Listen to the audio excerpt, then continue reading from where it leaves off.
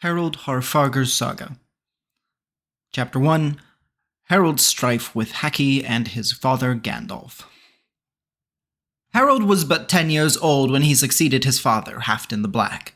He became a stout, strong, and comely man, and withal prudent and manly. His mother's brother, Guthorn, was leader of the herd, at the head of the government, and commander of the army. After Halfdan the Black's death, many chiefs coveted the dominions he had left.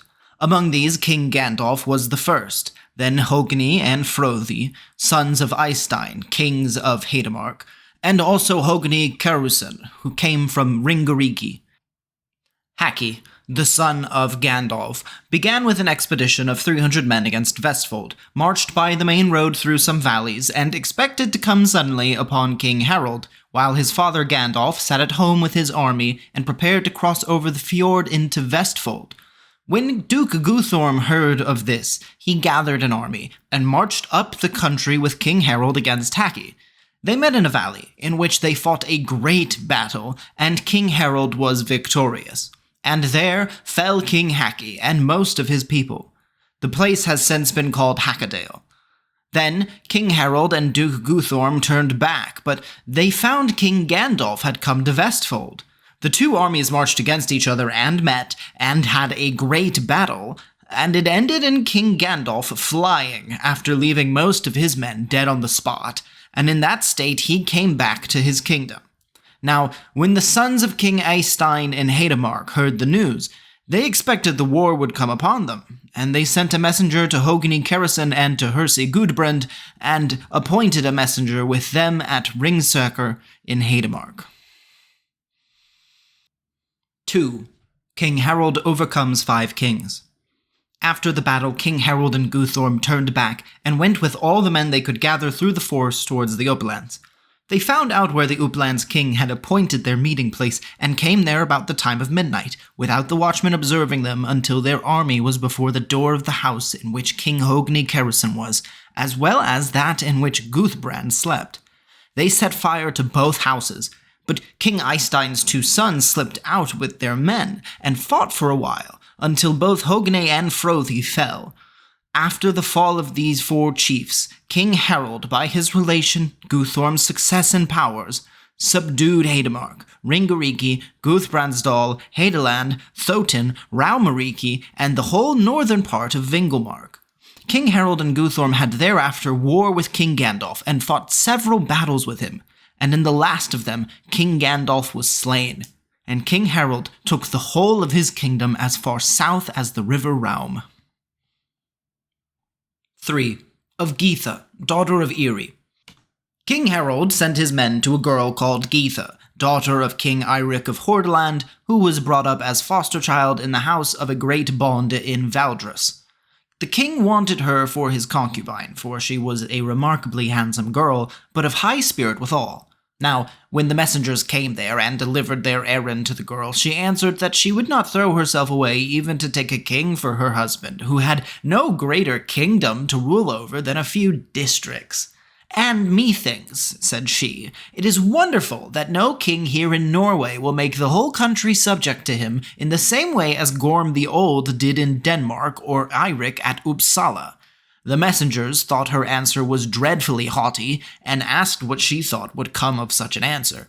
For Harald was so mighty a man that his invitation was good enough for her, but although she had replied to their errand differently from what they wished, they saw no chance on this occasion of taking her with them against her will, so they prepared to return. When they were ready, and the people followed them out, Gita said to the messengers, "Now tell to King Harald these my words. I will only agree to be his lawful wife upon the condition that he shall first, for my sake, subject to himself the whole of Norway, so that he may rule over that kingdom as freely and fully as King Irik over the Swedish dominions, or King Gorm over Denmark. For only then, methinks, can he be called the king of a people." 4. King Harald's vow. Now came the messengers back to King Harald, bringing him the words of the girl, and saying she was so bold and foolish that she well deserved that the king should send a greater troop of people for her, and inflict on her some disgrace. Then the king answered, This girl has not spoken or done so much amiss that she should be punished, but rather she should be thanked for her words. She has reminded me," said he, "of something which it appears to me wonderful I did not think of before. And now," added he, "I make the solemn vow, and take God to witness, who made me and rules over all things, that never shall I clip or comb my hair until I have subdued the whole of Norway with scat and duties and dominions, or if not, have died in the attempt." Guthorn thanked the king warmly for his vow, adding that it was royal work to fulfill royal words. 5. The battle in Orchidol. After this, the two relations gathered together a great force, and prepare for an expedition to the uplands, and northwards up the valley, Gudbrandsdal, and north over Dovrefjeld. And when the king came down to the inhabited land, he ordered all the men to be killed, and everything wide around to be delivered to the flames. And when the people came to know this, they fled, everyone where he could. Some down the country to Orchidol, some to Gallardal, some to the forests. But some begged for peace and obtained it on condition of joining the king and becoming his men. He met no opposition until he came to Orchidol. There a crowd of people had assembled, and he had his first battle with a king called Gryting. Harald won the victory, and King Gryting was made prisoner, and most of his people killed. He took service himself under the king, and swore fidelity to him. Thereafter, all the people in Orchidol district went under King Harald and became his men. 6. King Harald's laws for land property. King Harald made this law over all the lands he conquered, that all the Udal property should belong to him, and that the bonds, both great and small, should pay him land dues for their possessions. Over every district he set an earl to judge according to the law of the land and to justice, and also to collect the land's dues and fines. And for this each earl received a third part of the dues and services and fines for the support of his table and other expenses. Each earl had under him 4 or more hearses, each of whom had an estate of 20 marks yearly income bestowed on him, and was bound to support 20 men at arms, and the earl 60 men at their own expenses. The king had increased the land dues and burdens so much that each of his earls had greater power and income than the kings had before, and when that had become known at Trondheim, many great men joined the king and took his service. 7. Battle in Gallardal. It is told that Earl Hacken Grjotgarthson came to King Harald from Irjar, and brought a great crowd of men to his service. Then King Harald went into Gallardal, and had a great battle, in which he slew 2 kings, and conquered their dominions. And these were Gallardal district and Strind district. He gave Earl Hacken Strind district to rule over as Earl. King Harald then proceeded to Stjordal, and had a third battle in which he gained victory, and took that district also. Thereupon the Trondheim people assembled, and 4 kings met together with their troops. The one ruled over Veradal, the second over Skåne, third over Sparbygja district, and fourth over Iron Idra, and this later had also Ina district. These 4 kings marched with their men against King Harald, but he won the battle, and some of these kings fell, and some fled. In all, King Harald fought at least 8 battles and slew 8 kings in the Trondheim district, and laid the whole of it under him. 8. Harald seizes Naumedal district. North in Naumedal were 2 brothers, kings, Herlaug and Hrolaug. And they had been for 3 summers raising a mound or tomb, of stone and lime and of wood. Just as the work was finished, the brothers got the news that King Harald was coming upon them with his army. Then King Herlaug had a great quantity of meat and drink brought into the mound, and went into it himself with 11 companions, and ordered the mound to be covered up. King Hrolaug, on the contrary, went upon the summit of the mound on which the kings were wont to sit, and made a throne to be erected, upon which he seated himself. Then he ordered feather beds to be laid upon the bench below, on which the earls were wont to be seated, and threw himself down from his high seat or throne into the earl's seat, giving himself the title of Earl. Now Hrolaug went to meet King Harald, gave up to him his whole kingdom, offered to enter into his service, and told him his whole proceeding. Then King Harald a sword fastened it to Hrolaug's belt, bound a shield to his neck, and made him thereupon an earl, and led him to his earl's seat, and therewith gave him the district Namadol, and set him as earl over it. 9. King Harald's home affairs. King Harald then returned to Trondheim, where he dwelt during the winter, and always afterwards called it his home. He fixed here his head residence, which is called Lade.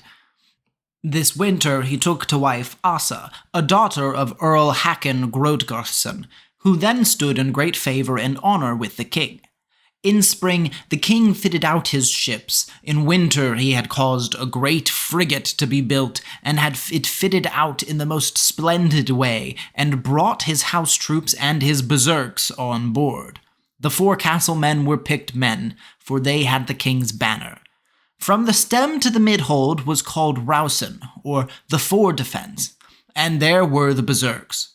Such men only were received into King Harald's house troop as were remarkable for strength, courage, and all kinds of dexterity, and they alone got place in his ship, for he had a good choice of house troops from the best men of every district. King Harald had a great army, many large ships, and many men of might followed him.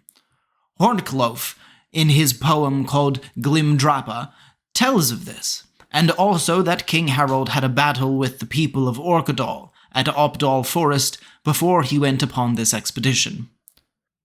O'er the broad heath the bowstrings twang, while high in the air the arrows sang. The iron shower drives to flight the foemen from the bloody fight. The warder of great Othin's shrine, the fair-haired son of Othin's line, raises the voice which gives the cheer, first in the track of wolf or bear. His master's voice drives them along, to hell a destined trembling throng, and Nokvi's ships with glancing sides must fly to the wild ocean's tides, must fly before the king who leads, Norse axemen on their ocean steeds. 10. Battle at Solsk. King Harald moved out with his army from Trondheim and went southwards to Moray. Hunthiof was the name of the king who ruled over the district of Moray. Solveig Clofe was the name of his son, and both were great warriors. King Nokve, who ruled over Raumsdal, was the brother of Solveig's mother. Those chiefs gathered great force when they heard of King Harald, and came against him.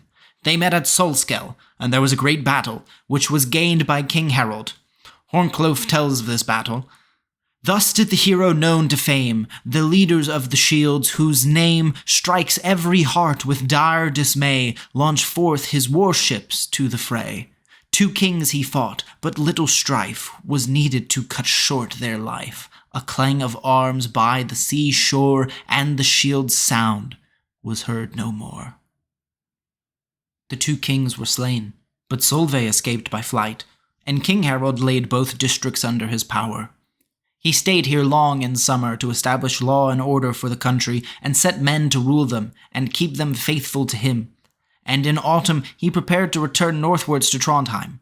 Ragnvald, Earl of Moray, a son of Eystein Glumra, had the summer before become one of Harald's men, and the king set him as chief over these 2 districts, North Moray and Raumsdal, strengthened him both with men and of might and bonds, and gave him the help of ships to defend the coast against enemies. He was called Ragnvald the Mighty, or the Wise, and people say both names suited him well. King Harald came back to Trondheim about winter. 11. Fall of Kings Arnvid and Althbjorn. The following spring, King Harald raised a great force in Trondheim and gave out that he would proceed to South Moray. Solveig Clof had passed the winter in his ships of war, plundering in North Moray, and had killed many of King Harald's men, pillaging some places, burning others, and making great ravage. But sometimes he had been, during the winter, with his friend King Arnvid in South Moray. Now, when he heard that King Harald was come with ships and a great army, he gathered people, and was strong in men-at-arms, for many thought they had to take vengeance of King Harald. Solveig Clof went southwards into Fyrdelfik, which King Althborn ruled over, to ask him to help, and join his force to King Arnvid's and his own. "For," said he, "it is now clear that we all have but one course to take, and that is to rise all as one man against King Harald, for we have strength enough, and fate must decide the victory. For as to the other conditions of becoming his servant, that is no condition for us, who are not less noble than Harald. My father thought it better to fall in battle for his kingdom than to go willingly into King Harald's service, or not to abide the chance of weapons like the Nalmadal kings." King Solveig's speech was such that King Althbjorn promised his help, and gathered a great force together, and went with it to King Arnvid, and they had a great army. Now, they got news that King Harald was come from the north, and they met within Solsk, and it is within the custom to lash the ships together, stem to stem, so it was done now. King Harald laid his ship against King Arnvid's, and there was the sharpest fight, and many men fell on both sides. At last, King Harald was raging with anger, and went forward to the foredeck, and slew so dreadfully that all the forecastle men of Arnvid's ships were driven aft of the mass, and some fell. Thereupon Harald boarded the ship, and King Arnvid's men tried to save themselves by flight, and he himself was slain in his ship. King Althbjorn also fell, but Solveig fled. So says Hornclof, "Against the hero's shield in vain, the arrow storm fierce pours its rain. The king stands on the blood-stained deck, trampling on many a stout foe's neck. And high above the dinning sound of helm and axe and ringing sound of blade and shield and raven's cry, I heard his shout of victory." Of King Harald's men fell his earls Ascout and Asbjorn, together with his brothers-in-law Grotgarth and Herlaug, the sons of Earl Hacken of Leith. Solv became afterwards a great sea king, and often did great damage in King Harald's dominions. 12. King Vemond burnt to death. After this battle, King Harald subdued South Moray, but Vemond, King Althbjorn's brother, still had Fyrdelfik. It was now late in harvest, and King Harald's men gave him the counsel not to proceed southwards round Stad. Then King Harald set Earl Ragnvald over South and North Moray and also Roundsdal, and he had many people about him. King Harald returned to Trondheim. The same winter, Ragnvald went over Ide and southwards to the Fjord district. There he heard news of King Vemond, and came by night to a place called Nausdal, where King Vemond was living in guest quarters. Earl Ragnvald surrounded the house in which they were quartered, and burnt the king in it, together with 90 men. Then came Berdlukar to Earl Ragnvald with a complete armed longship, and they both returned to Moray. The earl took all the ships Vemond had, and all the goods he could get hold of.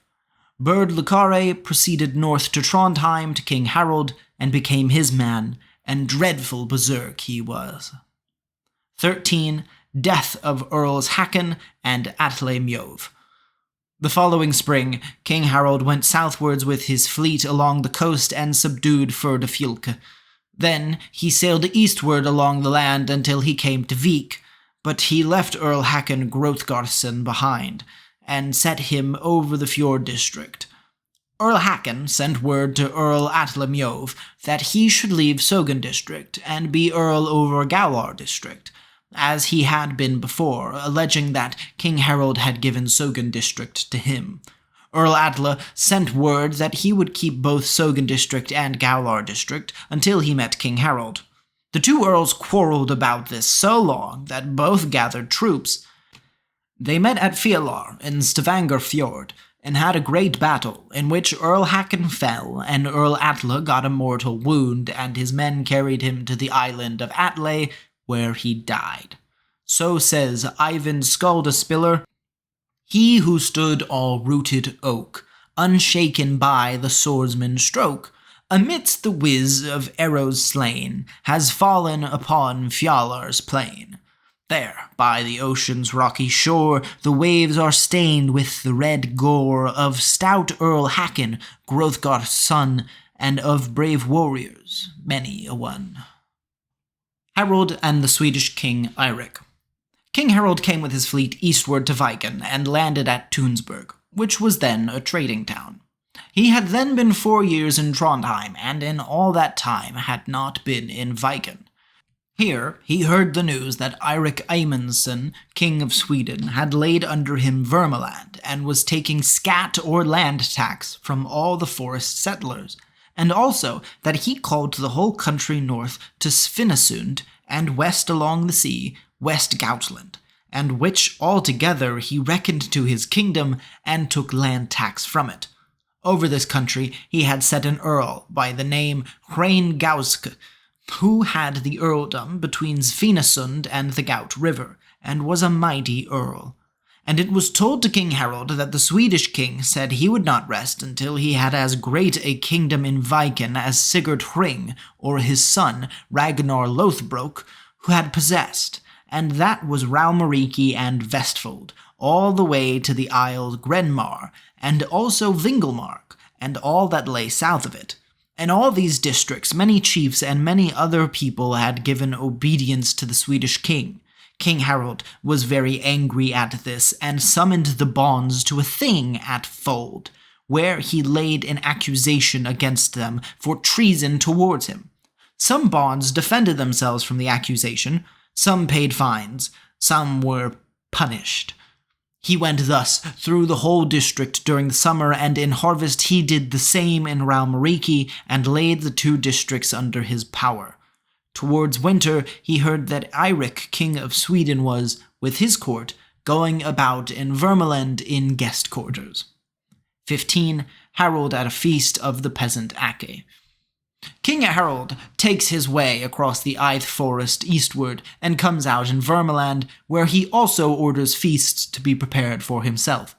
There was a man by name King Ake, who was the greatest of the bonds of Vermeland, very rich and at that time very aged. He sent men to King Harald and invited him to a feast, and the king promised to come on the day appointed. Ake invited also King Irik to a feast, and appointed the same day. Ake had a great feasting hall, but it was old, and he made a new hall, not less than the old one, and had it ornamented in the most splendid way. The new hall he had hung with new hangings, but the old had only its old ornaments. Now, when the kings came to the feast, King Irik with his court was taken into the old hall, but King Harald with his followers into the new.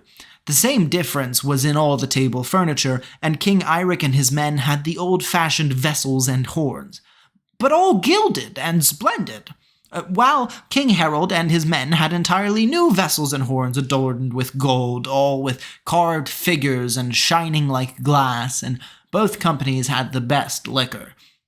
Ake, the bond, had formerly been King Halfdan the Black's man.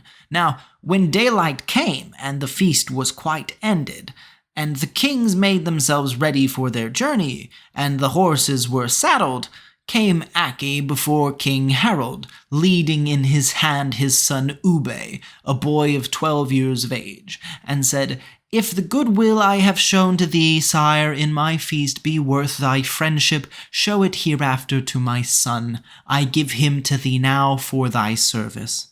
The king thanked him with many agreeable words for his friendly entertainment, and promised him his full friendship in return. Then Ake brought out great presents, which he gave to the king, and they gave each other thereafter the parting kiss. Ake went next to the Swedish king, who was dressed and ready for the road, but not in the best humor. Ake gave to him also good and valuable gifts, but the king answered only with few words, and mounted his horse. Ake followed the king on the road and talked with him. The road led through a wood which was near to the house, and when Ake came to the wood, and the king said to him, "How was it that thou madest such a difference between me and King Harald as to give him the best of everything, although thou knowest thou art my man?" "I think," answered Ake, "that there failed in it nothing, king, either to you or to your attendants in friendly entertainment at this feast, but that all the utensils for your drinking were old, was because you are now old. But King Harald is in the bloom of youth, and therefore I gave him the new things. And as to my being thy man, thou art just as much my man." On this, the king out with his sword and gave Ake his death wound. King Harald was ready now also to mount his horse, and desired that Ake should be called. The people went to seek him, and some ran up the road that King Irik had taken, and found Ake there dead. They came back and told the news to King Harald, and he bids his men to be up and avenge Ake the bond. And away rode he and his men the way King Irik had taken, until they came in sight of each other. Each for himself rode as hard as he could until Irik came into the wood which divides Gautland and Vermland. There King Harald wheels about and returns to Vermland and lays the country under him and kills King Irik's men wheresoever he can find them. In winter, King Harald returned to Raumariki and dwelt there a while. 16. Harald's journey to Tunsberg. King Harald went out in winter to his ship at Tunsberg, rigged them, and sailed away eastward over the fjord, and subjected all Vingelmark to his dominion. All winter he was out with his ships, and marauded in Ranmariki. So says Thorbjorn Horncloaf, "The Norseman's king is on the sea, though bittery, wintry, cold it be. On the wild waves his Yule keeps he, when our brisk king can get his way. He'll no more by the fireside stay, than the young sun which makes us play the game of the bright sun-god Frey. But the soft Swede loves well the fire, the well-stuffed couch, the doe glove, and from the hearth-seat will not move." The Gautlanders gathered people together all over the country. 17. The battle in Gautland. In spring, when the ice was breaking up, the Gautlanders drove stakes into the Gout River to hinder King Harald with his ships from coming to the land. But King Harald laid his ships alongside the stakes and plundered the country and burnt all around.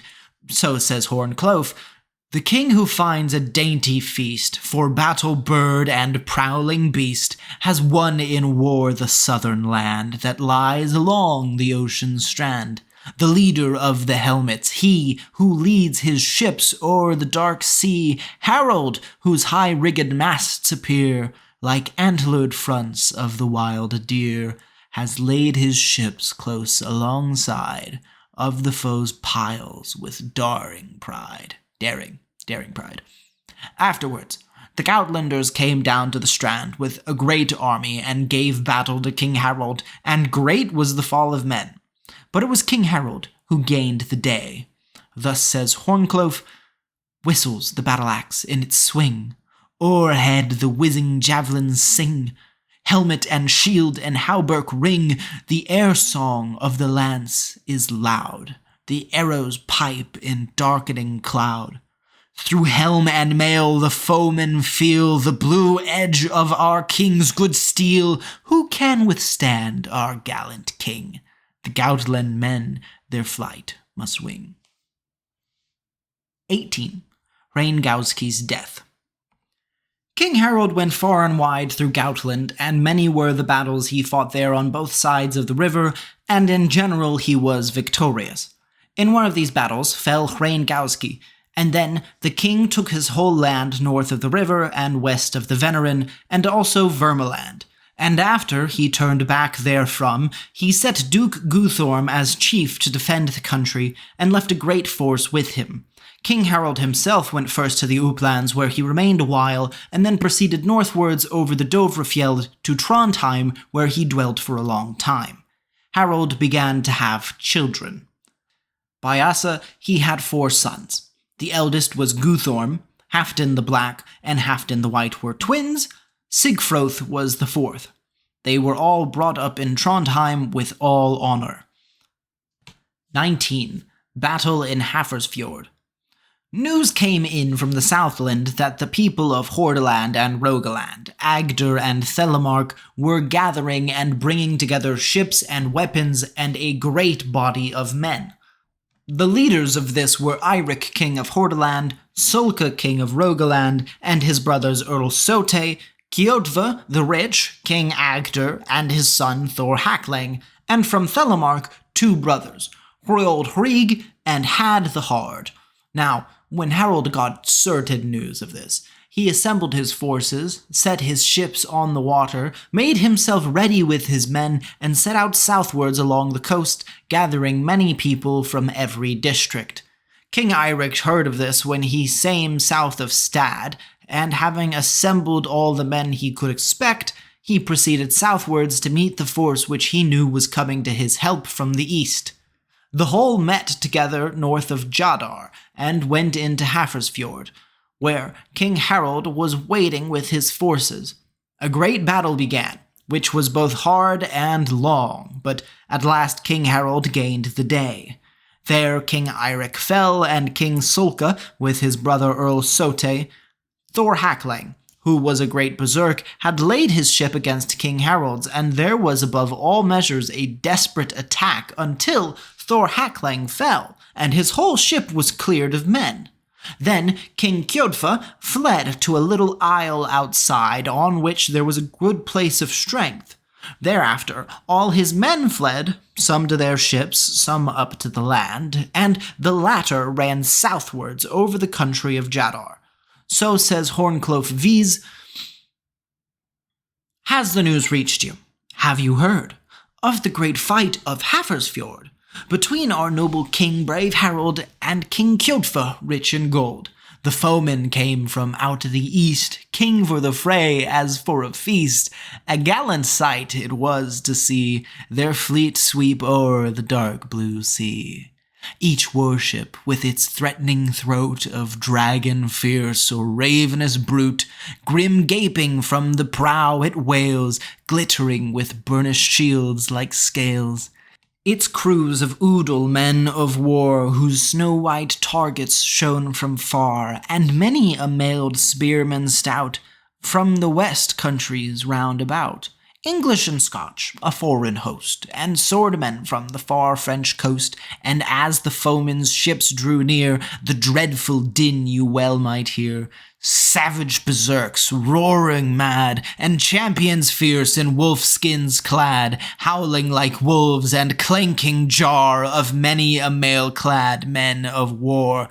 Thus the foe came, but our brave king taught them to fly as fast again. For when he saw their force come o'er, he launched his warships from the shore. On the deep sea he launched his fleet, and boldly rode the foe to meet. Fierce was the shock, and loud the clang of shields, until the fierce Hackling, the foeman's famous berserk, fell. Then from our men burst forth the yell of victory, and the king of gold could not withstand our herald bold, but fled before his flaky locks for shelter to the island rocks. All in the bottom of the ships the wounded lay in ghastly heaps, backs up and faces down the lay, under the row seats stowed away. And many a warrior's shield, I ween, might on the warrior's back be seen, to shield him as he fled amain from the fierce stone storm's pelting rain. The mountain folk, as I've heard say, ne'er stopped as they ran from the fray, till they had crossed the Jadar Sea, and reached their homes so keen each soul, to drown his fright in the mead bowl. 20. Harald supreme sovereign in Norway.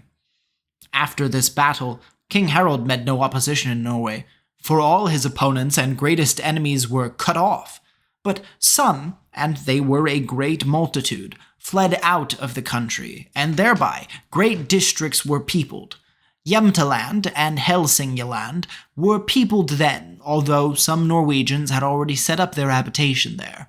In the discontent that King Harald seized on the lands of Norway, the out-countries of Iceland and the Fairy Isles were discovered and peopled. The Northmen had also a great resort to Hjaltland, and many men left Norway flying the country on account of King Harald, and went on Viking cruises into the West Sea. In winter, they were in the Orkney Islands and the Hebrides, but marauded in summer in Norway and did great damage. Many, however, were the mighty men who took service under King Harald and became his men and dwelt in the land with him. 21. Harald's marriage and his children. When King Harald had now become sole king over all Norway, he remembered what the proud girl had said to him. So he sent men to her, and had her brought to him, and took her to his bed. And these were the children. Alof, she was the eldest. Then was their son Hrorek, then Sigshrig, Froth, and Thorgils. King Harald had many wives and many children. Among them he had one wife, who was called Ragnhild the Mighty, a daughter of King Irik from Jutland, and by her he had a son, Irik Bloodaxe. He was also married to Svanhild, a daughter of Earl Eystein, and their sons were Olaf Gerstadolf, Bjorn, and Ragnar Rikel. Lastly, King Harald married Ashild, a daughter of Hring Dagson up in Ringeriki, and their children were Dag, Hring, Guthroth, Skiria, and Ingigerd. It is told that King Harald put away 9 wives when he married Ragnhild the Mighty, so says Hornclough. Harald of noblest race the head, a Danish wife took to his bed, and out of doors 9 wives he thrust, the mothers of the princes first, who 'mong Homrigians hold command, and those who rule in Hordaland, and then he packed from out the place the children born of Hulge's race. King Harald's children were all fostered and brought up by their relations on the mother's side. Guthorm the Duke had poured water over King Harald's eldest son and given him his own name. He set the child upon his knee and was his foster father, and took him with himself eastward to Viken, and there he was brought up in the house of Guthorm. Guthorm ruled the whole land in Viken and the Uplands when King Harald was absent. 22. King Harald's voyage to the west. King Harald heard that the Vikings, who were in the West Sea in winter, plundered far and wide in the middle part of Norway, and therefore every summer he made an expedition to search the isles and outskerries on the coasts. Wheresoever the Vikings heard of him, they all took to flight, and most of them out into the open ocean. At last the king grew weary of this work, and therefore one summer he sailed with his fleet right out into the West Sea. First he came to Hjaltland, and he slew all the Vikings who could not save themselves by flight. Then King Harald sailed southwards to the Orkney Islands and cleared them all of Vikings. Thereafter he proceeded to the Sudreys, plundered there, and slew many Vikings who formerly had had men-at-arms under them. Many a battle was fought, and King Harald was always victorious. He then plundered far and wide in Scotland itself, and had a battle there. When he was come westward as far as the Isle of Man, the report of his exploits on the land had gone before him, for all the inhabitants had fled over to Scotland, and the island was left entirely bare both of people and goods, so that King Harald and his men made no booty when they landed. So says Hornclough, "The wise, the noble king great, whose hand so freely scatters gold, led many a northern shield to war against the town upon the shore. The wolves soon gathered on the sand of that sea shore, for Harold's hand the Scottish army drove away, and on the coast left wolves a prey. In this war fell Ivar, a son of Ragnvald, Earl of Moray, and King Harald gave Ragnvald, as a compensation for the loss, the Orkney and Shetland Isles, when he sailed from the west. But Ragnvald immediately gave both these countries to his brother Sigurd, who remained behind them, and King Harald, before sailing eastward, gave Sigurd the earldom of them. Thorstein the Red, a son of Olaf the White and of Alf the Wealthy, entered into partnership with him, and, after plundering in Scotland, they subdued Caithness and Sutherland as far as Eckjalsbakke. Earl Sigurd killed Melbridge Tooth, a Scotch earl, and hung his head to his stirrup leather, but the calf of his leg was scratched by the teeth which were sticking out from the head, and the wound caused inflammation in his leg, of which the earl died, and he was laid in a mound at Eckjalsbakke. His son Guthorn ruled over these countries for about a year thereafter, and died without children. Many Vikings, both Danes and Northmen, set themselves down then in those countries. 23. Harald has his hair clipped. After King Harald had subdued the whole land, he was one day at a feast in Moray given by Earl Ragnvald. Then King Harald went into a bath and had his hair dressed. Earl Ragnvald now cut his hair, which had been uncut and uncombed for 10 years, and therefore the king had been called Lufa. But then Earl Ragnvald gave him the distinguishing name, Harald Harfager, and all who saw him agreed that there was great truth in the surname, for he had the most beautiful and abundant head of hair. Harfager means fair hair. 24. Wolfganger driven into banishment. Earl Ragnvald was King Harald's dearest friend, and the king had the greatest regard for him. He was married to Hild, a daughter of Rolfnafia, and their sons were Rolf and Thorir. Earl Ragnvald had also 3 sons by concubines, the one called Halad, the second Einar, the third Hrolaug, and all 3 were grown men when their brothers born in marriage were still children. Rolf became a great Viking, and was of so stout a growth that no horse could carry him, and wheresoever he went he must go on foot, and therefore he was called Rolfganger. He plundered much in the East Sea. One summer, as he was coming from the eastward on a Viking expedition to the coast of Viken, he landed there and made a cattle foray. As King Harald happened, just at that time, to be in Viken, he heard of it, and was in a great rage, for he had forbid, by the greatest punishment, the plundering within the bounds of the country. The king assembled a thing, and had Rolf declared an outlaw over all Norway. When Rolf's mother, Hild, heard of it, she hastened to the king and entreated peace for Rolf, but the king was so enraged that here entreaty was no avail. Then Hild spake these lines. Thinkest thou, King Harald, in thy anger, to drive away my brave Wolfganger? Like a mad wolf from out of the land, why, Harald, raise thy mighty hand! Why banish Nefia's gallant named son, the brother of brave Ullmen? Why is thy cruelty so fell? Bethink thee, monarch, is it ill with such a wolf at wolf to play, who, driven to the wild woods away, may make the king's best deer his prey? Wolfganger went afterwards oversea to the west to the Hebrides or Sudreys, and at last farther west to Valand, where he plundered and subdued for himself a great earldom, which he peopled with Northmen, from which that land is called Normandy. Wolfganger's son was William, father to Richard, and grandfather to another Richard, who was the father of Robert Longspear and grandfather of William the Bastard, from whom all the following English kings are descended. From Wolfganger also are descended the Earls in Normandy. Queen Ragnhild the Mighty lived 3 years after she came to Norway, and after her death, her son and King Harald's was taken to the hearse Thorir Haraldsson, and Irik was fostered by him. 25. Of the Finn's Phase and King Harald. King Harald, one winter, went about in guest quarters in the Uplands and had ordered a Christmas feast to be prepared for him at the farm Thoptar. On Christmas Eve came Svaze to the door, just as the king went to the table, and sent a message to the king to ask if he would go out with him. The king was angry at such a message, and the man who had brought it in took out with him a reply of the king's displeasure. But Svaze, notwithstanding, desired that his message should be delivered a second time, adding to it that he was the Finn whose hut the king had promised to visit, and which stood on the other side of the ridge. Now the king went out, and promised to go with him, and went over the ridge to his hut, although some of his men dissuaded him.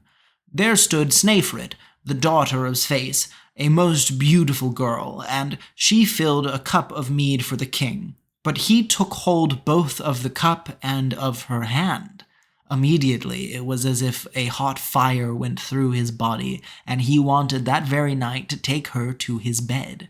But Sveis said that should not be unless by main force, if he did not first make her his lawful wife.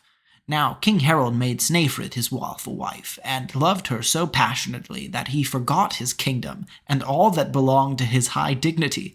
They had 4 sons. The one was Sigurd Hrisa, the other Halfdan Halig, Gudroth Lothium, and Ragnvald Rettelbane.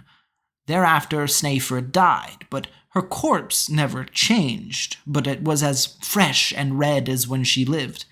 The king sat always beside her and thought she would come to life again.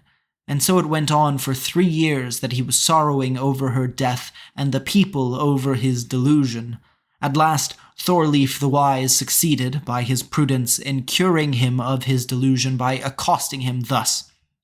"It is no wise, wonderful king, that thou grievest over so beautiful and noble a wife, and bestowest costly coverlets and beds of down on her corpse, as she desired.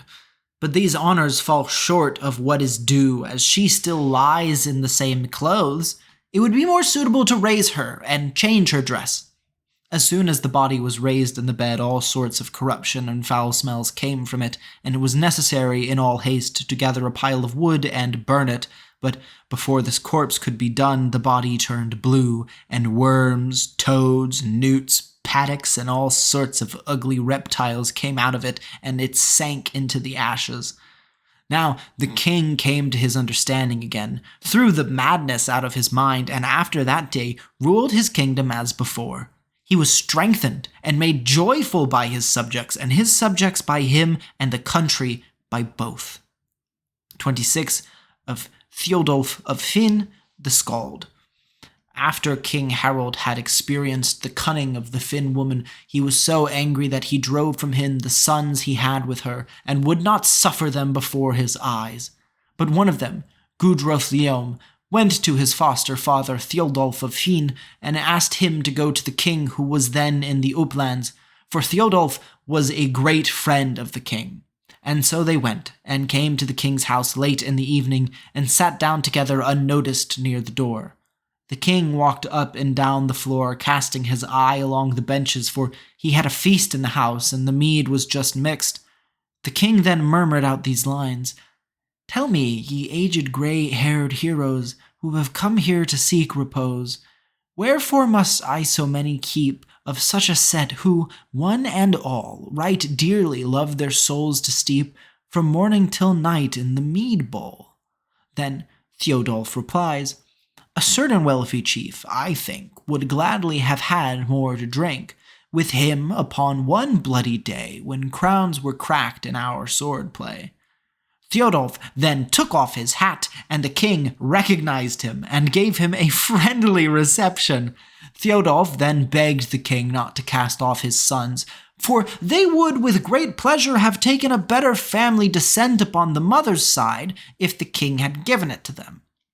The king assented, and told him to take Gudroth with him, and formerly he sent Halfdan and Sigurd to Ringerike, and Ragnvald to Hadeland, and all was done as the king ordered. They grew up to be very clever men, very expert in all exercises. In these times King Harald sat in peace in the land, and the land enjoyed quietness and good crops. 27. Of Earl Tofinar's obtaining Orkney. When Ragnvald in Moray heard of the death of his brother Earl Sigurd, and that the Vikings were in possession of the country, he sent his son Halid westward, who took the title of Earl to begin with, and had many men-at-arms with him. When he arrived at the Orkney Islands, he established himself in the country, but both in harvest, winter, and spring, the Vikings cruised about the isles, plundering the headlands and committing depredations on the coast. Then Earl Halid grew tired of the business, resigned his earldom, took up again his rights as an allodial owner, and afterwards returned eastward into Norway. When Earl Ragnvald heard of this, he was ill-pleased with Halid, and said his son was very unlike their ancestors. Then said Einar, I have enjoyed but little honor among you, and have little affection here to lose. Now, if you will give me force enough, I will go west to the islands, and promise you what at any rate will please you, that you shall never see me again. Earl Ragnvald replied that he would be glad if he never came back, for there is little hope, said he, that thou will ever be an honor to thy friends, as all thy kin on thy mother's side are born slaves. Earl Ragnvald gave Einar a vessel completely equipped, and sailed with it to the West Sea in harvest. When he came to the Orkney Isles, 2 Vikings, Thorir Treskug and Kalf Skurfa, were in his way with 2 vessels. He attacked them instantly, gained the battle, and slew the 2 Vikings. Then this was sung. Then gave he Treskeg to the trolls, Torfeinar slew Skurfa. He was then called Torfeinar, because he cut peat for fuel, there being no firewood, as in Orkney there are no woods. He afterwards was Earl of the island, and was a mighty man. He was ugly, and blind of an eye, yet very sharp-sighted withal. 28. King Irik Eymundsson's death. Duke Guthorm dwelt principally at Tunsberg, and governed the whole of Viken when the king was not there. He defended the land, which at the time was much plundered by the Vikings. There were disturbances also up in Gautland as long as King Irik Eymundson lived, but he died when King Harald Harfager had been 10 years king of all Norway. 29. Guthorm's death in Tunsberg. After Irik, his son Bjorn was king of Svithjof for 50 years. He was father of Irik the Victorious, and of Olaf, the father of Styrbjorn. Guthorm died on a bed of sickness at Tunsberg, and King Harald gave his son Guthorm the government of that part of his dominion, and made him chief of it. 30. Earl Ragnvald burnt in his house.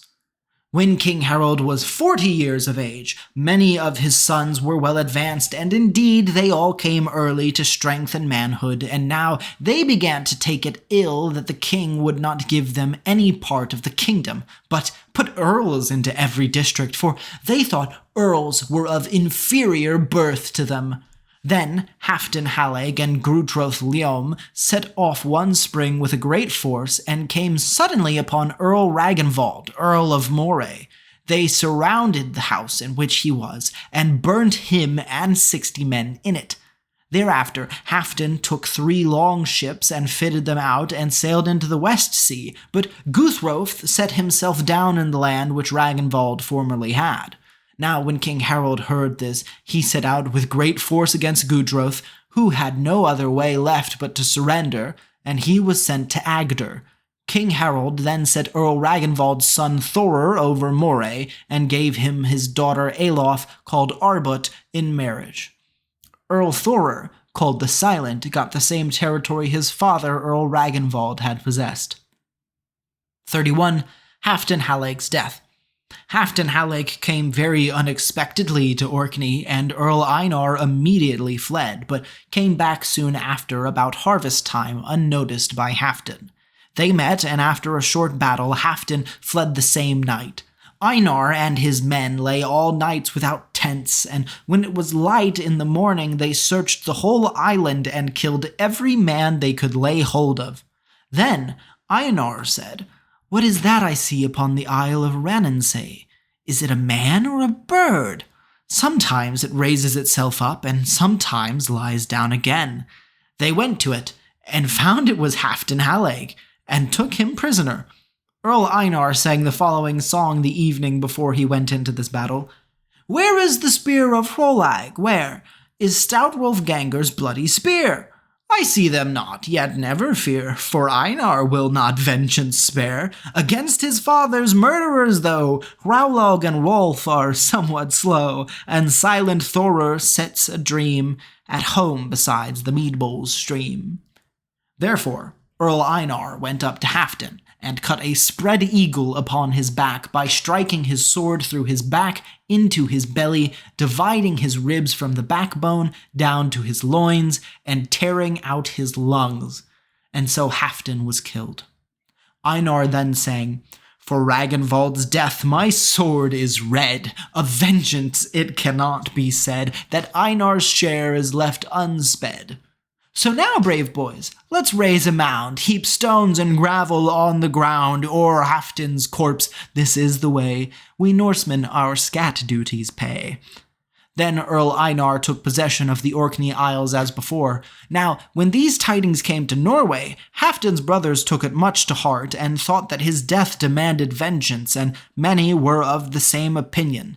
When Einar heard this, he sang, "Many a stout Udal man I know has cause to wish my head laid low, and many an angry Udal knife would gladly drink of Eina's life, but ere they lay Earl Einar low, ere this stout heart betrays it cause, full many a heart will writhe, we know, in the wolf's fangs or eagle's claws." 32. Harald and Einar reconciled. King Harald now ordered a levy and gathered great forces with which he proceeded westward to Orkney, and when Earl Einar heard that King Harald was come, he fled over to Caithness. He made the following verses on this occasion. "Many a bearded man must roam, an exile from his house and home, for cow or horse but Halfdan's gore is red on Rinanse's wild shore. A nobler deed on Harald's shield, the arm of one who ne'er will yield, has left a scar. Let peasants dread the vengeance of the Norseman's head. I reck not his wrath, but sing, 'Do thy worst, I defy thee, king!'" Men and messages, however, passed between the king and the earl, and at last it came to a conference. When they met, the earl submitted the case altogether to the king's decision, and the king condemned the Earl Einar and the Orkney people to pay a fine of 60 marks of gold. As the bonds thought this was too hefty for them to pay, the earl offered to pay the whole if they would surrender their Udal lands to him. This they all agreed to do, the poor because they had but little pieces of land, the rich because they could redeem their Udal rights again when they liked it. Thus the earl paid the whole fine to the king, who returned in harvest to Norway. The earls for a long time afterwards possessed all the Udal lands in Orkney, until Sigurd's son of Hlodver gave back the Udal rights. 33. Death of Guthorm and Halfdan the White. While King Harald's son Guthorm had the defense of Viken, he sailed outside of the islands on the coast and came in by one of the mouths of the tributaries of the Gout River. When he lay there, Solveig Clof came upon him and immediately gave him battle, and Guthorm fell. Halfdan the White and Halfdan the Black went out on an expedition and plundered in the East Sea, and had a battle in Iceland, where Halfdan the White fell. 34. Marriage of Irik. Irik, Harald's son, was fostered in the house of Thorir, son of Hrold, in the Fjord district. He was the most beloved and honored by King Harald of all his sons. When Irik was 12 years old, King Harald gave him 5 longships, which he went on an expedition, first in the Baltic, then southwards to Denmark, Friesland, and Saxland, on which expedition he passed 4 years. He then sailed out into the West Sea and plundered in Scotland, Bretland, Ireland, and Valand, and passed 4 years more in this way. Then he sailed north to Finnmark and all the way to Bjarmeland, where he had many a battle and won many a victory. When he came back to Finnmark, his men found a girl in a Finnmark hut, whose equal for beauty they've never had seen. She said her name was Gunhild, and that her father dwelt in a Halogaland, and was called Ozur Tot. "I am here," she said, "to learn sorcery from 2 of the most knowing Finns in all Finnmark, who are now out hunting. They both want me in marriage. They are so skillful that they can hunt out traces either upon the frozen or the thawed earth like dogs, and they could run so swiftly on skis that neither man nor beast can come near them in speed. They hit whatever they take aim at, and thus kill every man who comes near them. When they are angry, the very earth turns away in terror, and whatever living thing they look upon then falls dead. Now ye must not come in their way, but I will hide you here in the hut, and ye must try to get them killed." They agreed to it, and she hid them, and then took a leather bag, in which they thought there were ashes, which she took in her hand, and strewed both outside and inside of the hut. Shortly after, the Finns came home and asked who had been there, and she answered, "Nobody has been here." "That is wonderful," said they. "We followed the traces close to the hut and can find none after that." Then they kindled a fire and made ready their meat, and Gunhild prepared her bed. It had so happened that Gunhild had slept the 3 nights before, but the Finns had watched the one upon the other, being jealous of each other. "Now," she said to the Finns, "come here and lie down, one on each side of me," which they were very glad to do so. She laid an arm around the neck of each, and they went to sleep directly. She roused them up, but they fell to sleep again instantly, and so soundly that she scarcely could waken them. She even raised them up in the bed, and still they slept. Thereupon she took 2 great sealskin bags, and put their heads in them, and tied them fast under their arms, and then she gave a wink to the king's men. They run forth with their weapons, kill the 2 Finns, and drag them out of the hut. That same night came such a dreadful thunderstorm that they could not stir. Next morning they came to the ship, taking Gunhild with them, and presented her to Irik. Irik and his followers then sailed southwards to Hålogaland, and he sent word to Ozur Tot, the girl's father, to meet him. Irik said he would take his daughter in marriage, to which Ozur Tot consented, and Irik took Gunhild and went southwards with her. 35. Harald divides his kingdom. When King Harald was 50 years of age, many of his sons were grown up, and some were dead. Many of them committed acts of great violence in the country, and were in discord among themselves. They drove some of the king's earls out of their properties, and even killed some of them. Then the kings called together a numerous thing in the south part of the country, and summoned to it all the people of the Uplands. At this thing he gave to all his sons the title of a king, and made a law that his descendants in the male line should each succeed to the kingly title and dignity, but his descendants by the female side only to that of the earl. And he divided the country among them thus: Vingelmark, Raumariki, Vestfold, and Thelemark. He bestowed on Olaf, Bjorn, Sigtrig, Frothi, and Thorgils. Hedemark and Gudsbrandsdal he gave to Dag, Hring, and Ragnar. To Snaefrid's sons he gave Ringeriki, Hedeland, Thotin, and the lands thereto belonging. His son Guthorm, as before mentioned, he had set over the country from Glommen to Svinesund and Ranriki. He had set him to defend the country to the east, as before has been written. King Harald himself generally dwelt in the middle of the country, and Horik and Gudroth were generally with his court, and had great estates in Hordaland and in Sogn. King Irik was also with his father, King Harald, and the king loved and regarded him the most of all his sons, and gave him Hålogaland and North Moray and Raumsdal.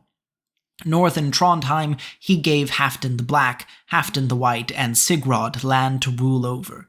In each of these districts he gave his sons the 1/2 of his revenues, together with the right to sit on a high seat, a step higher than Earls, but a step lower than his own high seat.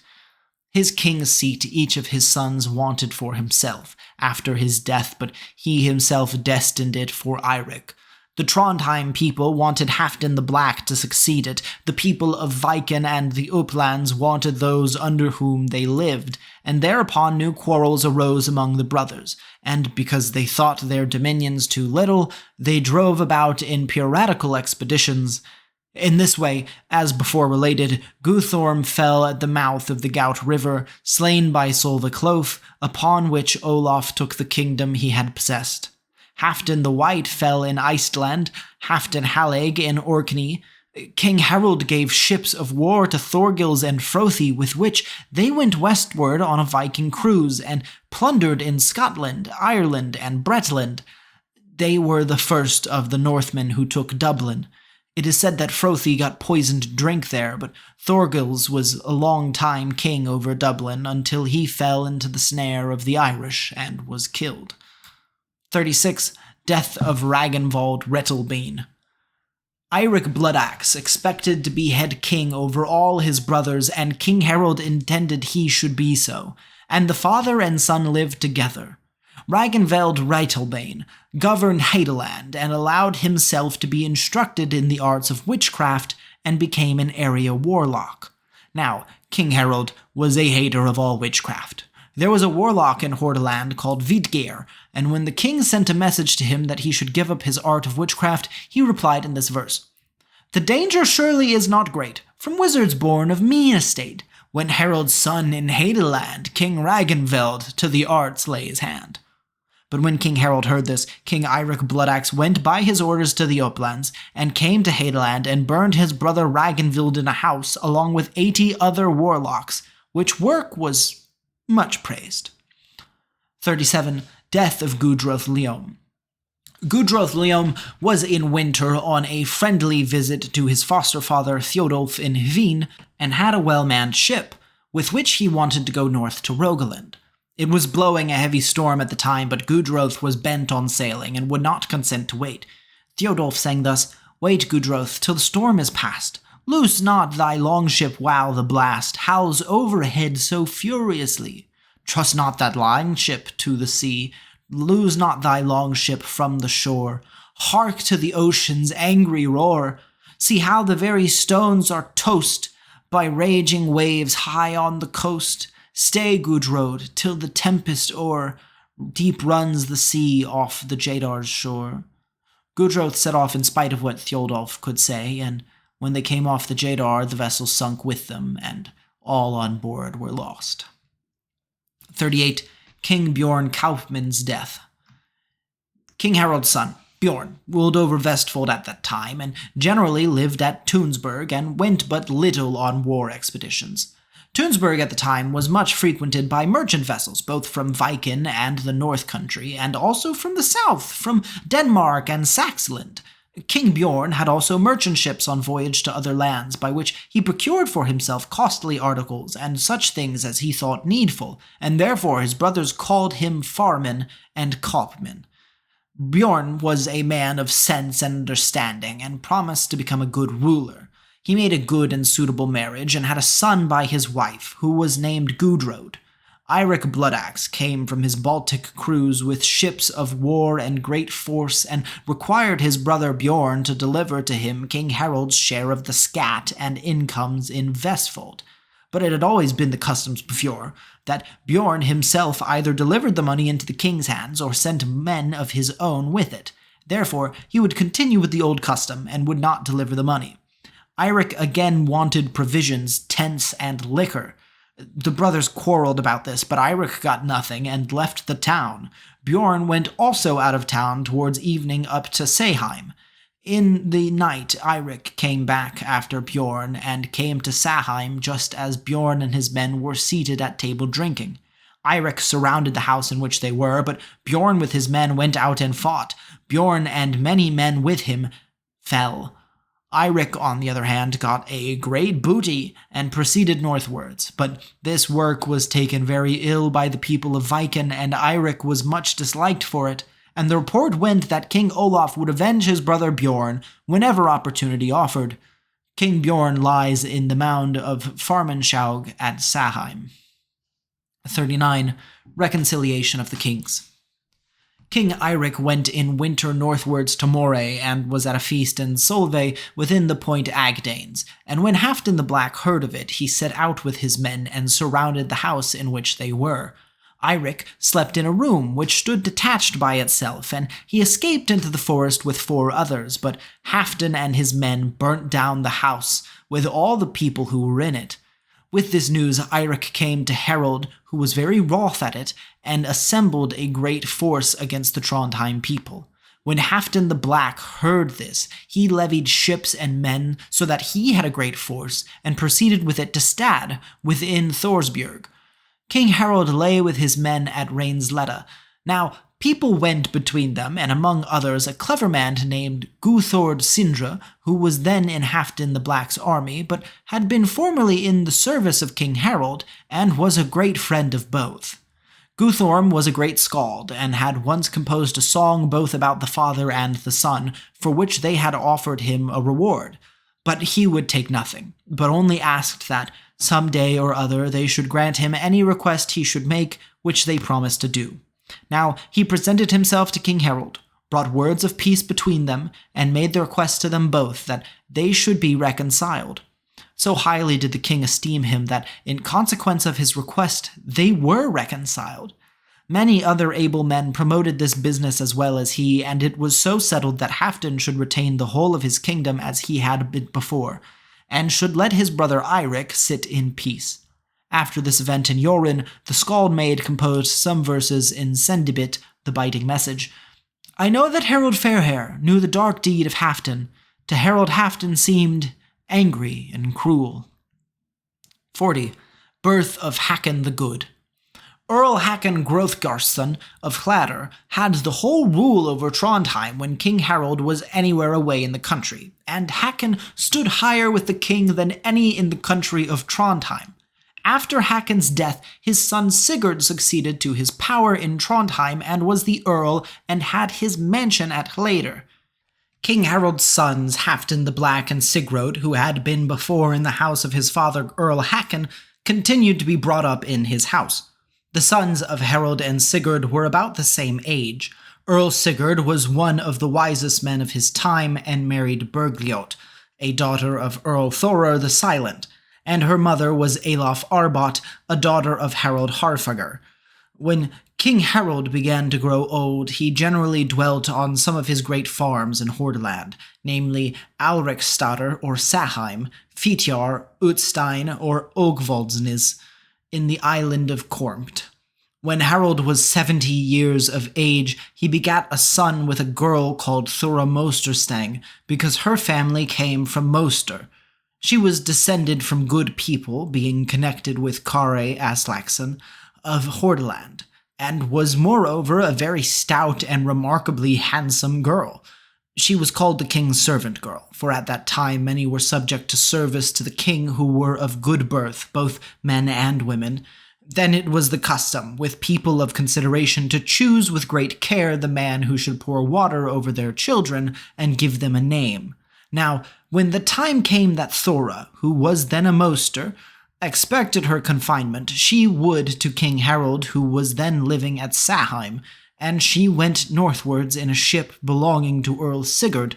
They lay at night close to the land, and there Thora brought forth a child upon the land, up upon the rocks, close to the ship's gangway, and it was a man-child.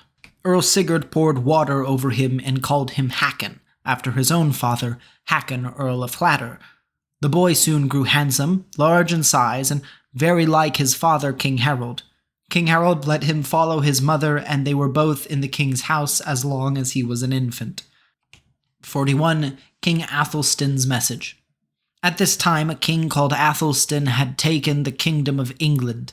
He was called victorious and faithful. He sent men to Norway to King Harald with the errand that the messengers should present him with a sword, with the hilt and handle gilt, and also the whole sheath adorned with gold and silver and set with precious jewels. The ambassador presented the sword hilt to the king, saying, Here is a sword which King Athelstan sends thee, with the request that thou wilt accept it. The king took the sword by the handle, whereupon the ambassador said, Now thou hast taken the sword according to our king's desire, and therefore art thou his subject as thou hast taken his sword. King Harald saw now that this was an insult, for he would be subject to no man, but he remembered it was his rule, whenever anything raised his anger, to collect himself and let his passion run off, and then take the matter into consideration coolly. Now he did so, and consulted his friends, who all gave him the advice to let the ambassadors, in the first place, go home in safety. 42. Hawk's journey to England. The following summer, King Harald sent a ship westward to England and gave the command of it to Hawk Habruk. He was a great warrior, and very dear to the king. Into his hands he gave his son Hacken. Hawk proceeded westward in England and found King Athelstan in London, where there was just at the time a great feast and entertainment. When they came to the hall, Hawk told his men how they should conduct themselves, namely, that he who went first in should go last out, and all should stand in a row at the table at equal distances from each other, and each should have his sword at his left side, but should fashion his cloak so that his sword should not be seen. Then they went into the hall, 30 in number. Hawk went up to the king and saluted him, and the king bade him welcome. Then Hawk took the child Hacken and set it on the king's knee. The king looks at the boy and asks Hawk what is the meaning of this. Hawk replies, "Harold the king bids thee foster his servant girl's child." The king was in great anger and seized a sword which lay beside him and drew it as if he was going to kill the child. Hawk says, "Thou hast borne him on thy knee, and thou canst murder him if thou wilt, but thou wilt not make an end of all King Harold's sons by doing so." On that, Hawk went out with all his men and took the way direct to his ship and put to sea, for they were ready, and came back to King Harold. The king were highly pleased with this, for it is the common observation of all people that the man who fosters another's children is of less consideration than the other. From these transactions between the two kings, it appears that each wanted to be held greater than the other, but in truth there was no injury to the dignity of either, for each was the upper king in his own kingdom till his dying day. 43. Hacken, the foster son of Athelstan, is baptized.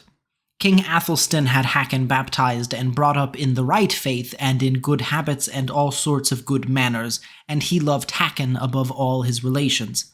And Hacken was beloved by all men. He was henceforth called Athelstan's foster son. He was an accomplished skald, and he was larger, stronger, and more beautiful than other men. He was a man of understanding and eloquence, and also a good Christian. King Athelstan gave Hacken a sword, of which the hilt and handle were gold, and the blade still better, for with it Hacken cut down a millstone to the center eye, and the sword thereafter was called the Cairnbite. Better sword never came into Norway, and Hacken carried it to his dying day. 44. Irik brought to the sovereignty. When King Harald was 80 years of age, he became very heavy and unable to travel through the country or do the business of a king. Then he brought his son Irik to his high seat and gave him the power and command over the whole land. Now, when King Harald's other son heard this, King Halfdan the Black also took a king's high seat and took all Trondheim land, with all the consent of all the people, under his rule as upper king. After the death of Bjorn the Chapman, his brother Olaf took command over Vestfold and took Bjorn's son, Guthroth, as his foster child. Olaf's son was called Tryggv, and the two foster brothers were about the same age, and were hopeful and clever. Tryggv, especially, was remarkable as a stout and strong young man. Now, when the people of Viken heard those of Hordaland had taken Irik as upper king, they did the same and made Olaf the upper king in Viken, which kingdom he retained. Irik did not like this at all. 2 years after this, Halfdan the Black died suddenly at a feast in Trondheim, and the general report was that Gunhild had bribed a witch to give him a death drink. Thereafter, the Trondheim people took Sigrod to be their king. 45. King Harold's death. King Harold lived 3 years after he gave Irik the supreme authority over his kingdom, and lived mostly on his great farms which he possessed, some in Rogaland and some in Hordaland. Irik and Gunhild had a son on whom King Harold poured water and gave him his own name, and the promise that he should be king after his father Irik. King Harold married most of his daughters within the country to his Earls, and from them many great families are descended. Harold died on a bed of sickness in Haugaland and was buried under a mound at Hauger in Karmstund. And Haugesund is a church, now standing, and not far from the churchyard at the northwest side is King Harald Harfager's mound. But his gravestone stands west of the church and is 13 feet and a half high and 2 ells broad. One stone was set at head and one at the feet. One the top lay the slab, and below on both sides were laid small stones. The grave, mound, and stone are there to the present day. Harald Harfager was, according to the report of men of knowledge, of remarkably handsome appearance, great and strong, and very generous and affable to his men. He was a warrior in his youth, and people think that this was foretold by his mother's dream before his birth, as the lowest part of the tree she dreamt of was red as blood. The stem again was green and beautiful, which betokened his flourishing kingdom, and that the tree was white at the top showed that he should reach his gray-haired old age. The branches and twigs showed forth his posterity, spread over the whole land, for of his race ever since Norway has always had kings. 46. The death of Olaf and Sigurd. King Irik took all the revenues, which the king had in the middle of the country, next winter after King Harald's decease. But Olaf took all the revenues eastward in Viken, and the brothers Sigurd all that of the Trondheim country. Irik was very ill-pleased with this, and the report went that he would attempt with force to get the sole sovereignty over the country in the same way as his father had given it to him. Now, when Olaf and Sigurd heard this, messengers passed between them, and after appointing a meeting place, Sigurd went eastward into spring to Viken, and he and his brothers Olaf met at Tunsberg and remained there a while. The same spring, King Irik levied a great force and ships and steered towards Viken. He got such a strong, steady gale that he sailed night and day and came faster than the news of him. When he came to Tunsberg, Olaf and Sigurd with their forces were out of town and a little eastward to a ridge, where they drew up their men in battle order. But as Irik had many more men, he won the battle. Both brothers, Olaf and Sigurd, fell there, and both their grave mounds are upon the ridge where they fell. The king Irik went through Viken and subdued it, and remained far into summer. Gudrod and Tryggve fled to the uplands. Irik was a stout, handsome man, strong and very manly, a great and fortunate man of war, but bad-minded, gruff, unfriendly, and silent. Gunhild, his wife, was the most beautiful of women, clever, with much knowledge, and lively, but a very false person and very cruel in disposition. The children of King Irik and Gunhild were Gamli, the oldest, then Guthorm, Harald, Ragnfroth, Ragnhild, Erling, Gudroth, and Sigurd Sleva. All were handsome and of manly appearance.